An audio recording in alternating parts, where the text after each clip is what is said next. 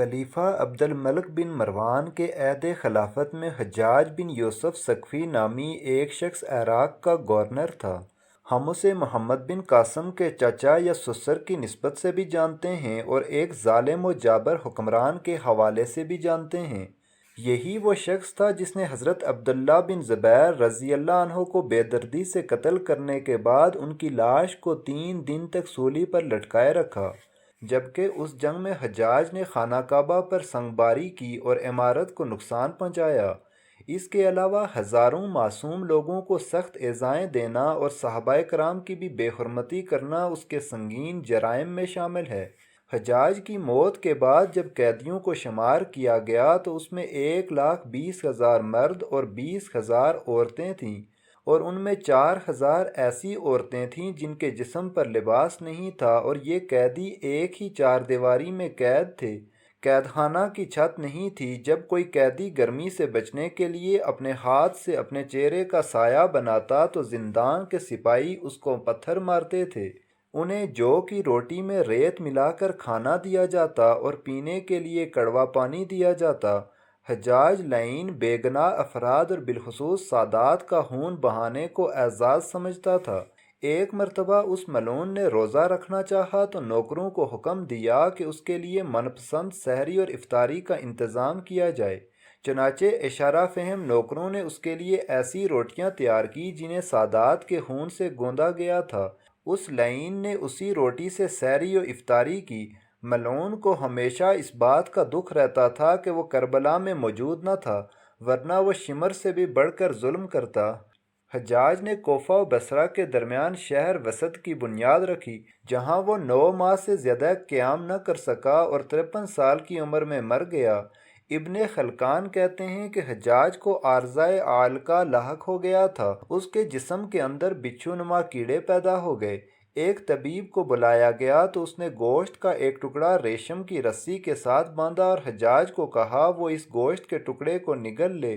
حجاج نے گوشت کا ٹکڑا نگلا اور کچھ دیر بعد ریشم کی ڈور سے اس ٹکڑے کو کھینچا تو اس ٹکڑے پر بہت سارے کیڑے چمٹے ہوئے تھے۔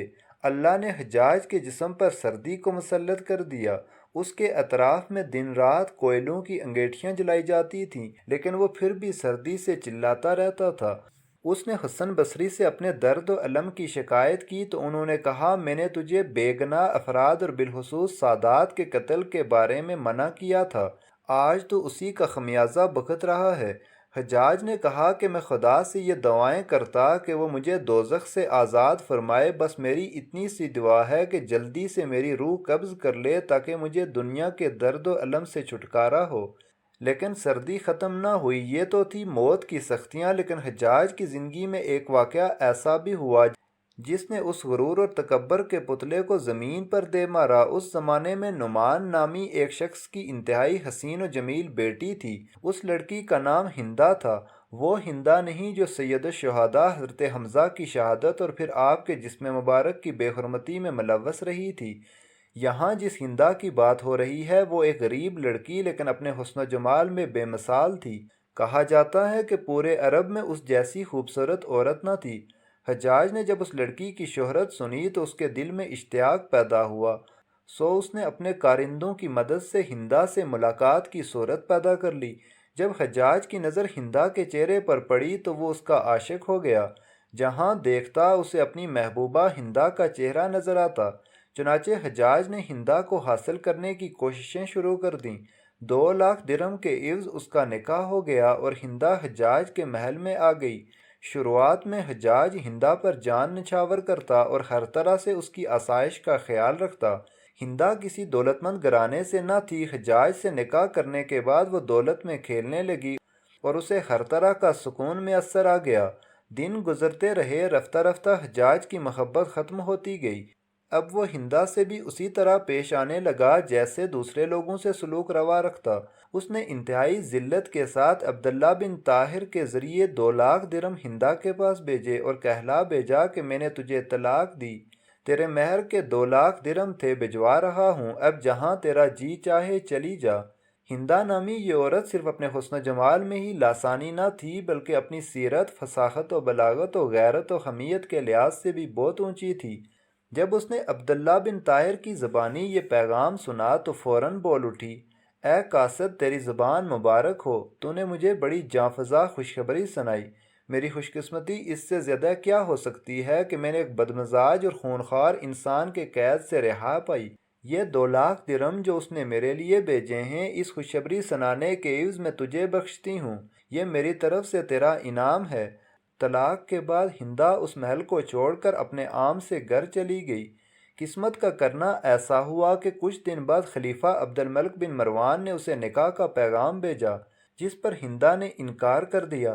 جب خلیفہ نے اصرار کیا تو بالآخر وہ رضامند تو ہو گئی، لیکن ساتھ میں ایک شرط بھی پیش کی کہ ہمارا نکاح اس صورت میں ہو سکتا ہے کہ میں اپنے مکان سے جس محمل میں سوار ہو کر آپ کے محل تک آؤں اس کا ساربان حجاج بن یوسف ہو۔ جو شخص اونٹ کی رسی پکڑ کر چلتا ہے اسے ساربان کہا جاتا ہے۔ خلیفہ نے یہ شرط قبول کر دی اور اسی خط کے پچھلی جانب لکھ بھیجا کہ حجاج حاکم کوفہ اس حکم کی تعمیل کرے۔ حجاج نے جب یہ رکا پڑھا تو وہ دم بخود رہ گیا، مگر اس کی کیا مجال تھی جو خلیفہ کے حکم کی سرتابی کرتا۔ وہاں سے روانہ ہو کر ہندا کے مکان پر آیا۔ ہندا اور اس کی سہیلیاں جب اپنے اپنے محمل میں تھی تو حجاج اپنی پوری پوشاک کے ساتھ ہندا کے محمل کے قریب آیا اور ساربانوں کی طرح اونٹ کی مہار پکڑ کر پیدل چلنے لگا۔ ہندا کے ملازم اور اس کی سہیلیاں تمام راستہ اسے چھیڑتے رہے، مگر وہ خاموش چلا جا رہا تھا۔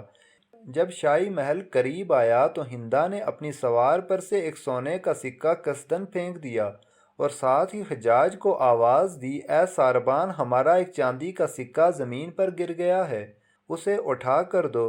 حجاج نے مہار روک لی، سکہ اٹھایا تو وہ چاندی کا نہیں بلکہ سونے کا تھا۔ بولا، حضور، یہاں چاندی نہیں بلکہ سونے کا سکہ ہے۔ ہندا نے اس کے ساتھ وہ سکہ لیا اور اپنی سہیلی سے کہنے لگی، یہ میری قسمت ہے کہ میری ہاتھ سے چاندی کا سکہ گرا، لیکن بعد میں وہی سکہ سونے کا بن گیا۔ حجاج یہ بات سن کر بہت خفیف ہوا، مگر خلیفہ کی بیوی کے سامنے دم مارنے کی جرات نہ کر سکا۔ کہتے ہیں ایک عورت سے ذلیل ہونے کا دکھ حجاج بن یوسف کو اس کی ساری زندگی ستاتا رہا۔ ہماری دعا ہے کہ اللہ پاک ہمیں ظلم سے بچائے۔ مزید تاریخی واقعات سننے کے لیے چینل کو سبسکرائب کریں۔ جزاک اللہ۔